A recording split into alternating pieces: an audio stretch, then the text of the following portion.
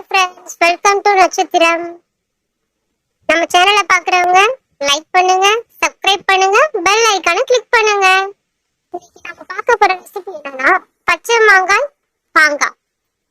அதை இன்னைக்கு எப்படி செய்யலாம்னு பார்க்கலாமா? அதுக்கு தேவையான பொருட்கள் மாங்காய், உடைச்சக்கல்ல, பூண்டு, காய்ந்த மிளகாய்.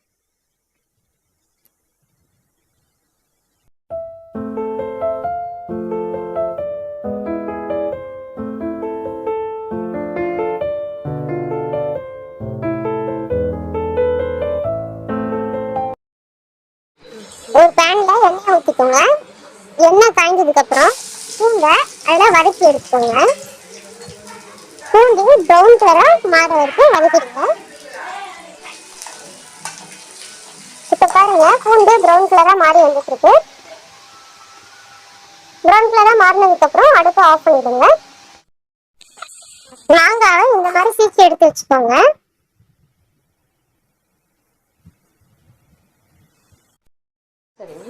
மாங்காய் சீச்சி எடுத்து வச்சிருக்கோம்ல, அந்த மாங்காயில உங்களுக்கு தேவையான அளவு காஞ்ச மிளகாய் தூள் ஆட் பண்ணிக்கோங்க.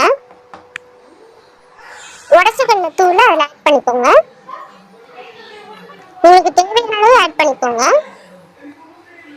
பூண்டு வறுத்து வச்சுக்கோங்க, அது எண்ணெயோட ஆட் பண்ணிக்கோங்க. அந்த வறுத்த எண்ணெயோட ஆட் பண்ணிக்கோங்க. கொஞ்சம் உங்களுக்கு தேவையான அளவு உப்பு ஆட் பண்ணிக்கோங்க. அதில் இப்போ உப்பு போட்டு அதை பணிஞ்சு விடுங்க. கையாலேயே பண்ணிடுங்க.